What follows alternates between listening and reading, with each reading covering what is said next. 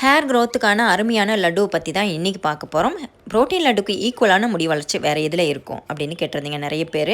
அதே மாதிரி ப்ரோட்டீன் லட்டுவில் இருக்கிற இன்க்ரீடியண்ட்லாம் எங்களுக்கு கிடைக்கல, அதுக்கு பதிலாக அதாவது ஆல்டர்னேட்டிவாக வேறு ஏதாவது சொல்லுங்கள், வேறு ஏதாவது நாங்கள் சிம்பிளாக செஞ்சு சாப்பிட்ற மாதிரி சொல்லுங்கள் அப்படின்னு கேட்டிருந்தீங்க. சிம்லின்னு சொல்லக்கூடிய இந்த எள்ளுருண்டையில் அவ்வளோ சத்து இருக்குங்க. முடி வளர்ச்சிக்கு தேவையான அத்தனை சத்தும் இந்த எள்ளுருண்டையில் இருக்குது. இந்த எள்ளுருண்டையை தினம் ஒரு எள்ளுருண்டைன்னு ஒரு மாதம் ஃபாலோ பண்ணினீங்கன்னா உங்களோட ஹேர் க்ரோத் அருமையாக இருக்குங்க. ஏழைக்கேற்ற எள்ளுருண்டைன்னு சொல்லுவாங்க. கிராமத்து சைடில் இந்த பொருட்கள் எல்லாமே ஈஸியாக கிடச்சிருங்க. இப்போ எல்லா இடத்துலையுமே ஈஸியாக கிடச்சிருது. நிறைய பேர் கேட்டிருந்தீங்க, அக்கா ப்ரோட்டீன் லட்டுனா என்ன? பூசணி விதை, ஆலிவ் விதை, சூரியகாந்தி விதையெல்லாம் எங்களுக்கு கிடைக்கல. ப்ரோட்டீன் லட்டுக்கு ஈக்குவலாக நாங்கள் வேற என்னக்கா சாப்பிட்றது, வேற ஏதாவது ஆல்டர்னேட்டிவாக சொல்லுங்க அப்படின்னு சொல்லி கேட்டிருந்தீங்க.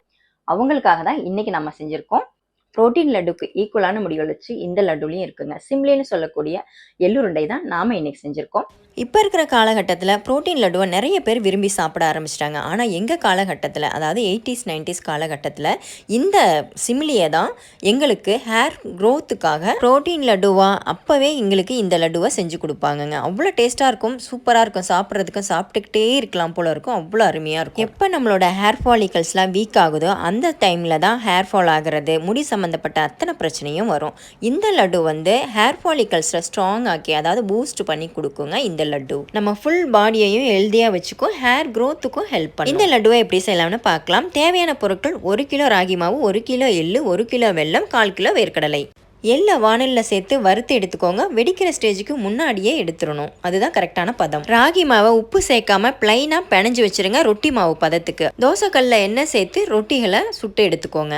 வறுத்த வச்ச எள்ளை எல்லாமே பொடி பண்ணி எடுத்துக்கோங்க. 1 கிலோ எள்ளையும் நல்லா ஃபஸ்ட்டே நீங்கள் ஃபைன் பவுடராக பண்ணி எடுத்துக்கோங்க. சுட்டு வச்ச ராகி ரொட்டி ஆறுனதுக்கப்புறம் அதையும் பிச்சு போட்டு ஒரு மிக்சி ஜாரில் சேர்த்து அதையுமே பவுடராக பண்ணி எடுத்துக்கோங்க. வேர்க்கடலையும் ஃபைன் பவுடராக அரைச்சி எடுத்துக்கோங்க. இப்போ நம்ம வேர்க்கடலை, எள்ளு, ராகி ரொட்டி எல்லாமே நம்ம தனித்தனியாக பவுடராக செஞ்சு எடுத்தாச்சு. அரைச்ச வேர்க்கடலை பொடியை எள்ளு பொடி கூட சேர்த்து நல்லா கலந்து விட்டுருங்க. இப்போது ராகி ரொட்டி பொடி 3/4 கப், எள்ளு பொடி 3/4 கப், வெல்லம் 3/4 கப் சேர்த்து அரைச்சி எடுத்துக்கோங்க. இதே மாதிரி எல்லாமே சம அளவு சேர்த்து அரைச்சி எடுத்துக்கோங்க. இப்போ மொத்தமும் அரைச்சதுக்கப்புறம் இந்த மாதிரி தாங்க இருக்கும். சிம்லியோட அந்த மொத்த மாவு ரெடி ஆயிடுச்சு. சிம்லி லட்டுக்கான மாவு ரெடி ஆகிடுச்சு. இதை சின்ன சின்ன உருண்டைகளாக பிடிச்சி வச்சிங்கன்னா ஒரு 40 உருண்டை வருங்க. இதை வந்து ஒரு மாதம் ட்ரை பண்ணி பாருங்கள், உங்களோட முடி வளர்ச்சி அப்படி இருக்குங்க. டீட்டெயில்டு வீடியோ லிங்க்கும் பிளேலிஸ்ட்டும் கொடுக்குறேன், செக் பண்ணி பாருங்கள்.